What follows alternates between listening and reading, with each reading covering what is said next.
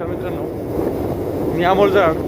मी ज्या भागात काम करतो तो तोरणगण भाग आहे आणि तुम्ही बघू शकता माझी गाडी पूर्णपणे बंद आहे आणि उताराच्या ओघाने गाडी पूर्ण खाली चालली आहे. त्र्यंबकेश्वरपासून जवळजवळ 30 किलोमीटर अंतरावरती घाटाच्या रस्त्याने माझ्या या शाळा आहेत. तेथील विद्यार्थ्यांसाठी आम्ही CK संस्थेअंतर्गत गुणवत्तापूर्ण शिक्षणावर काम करतो.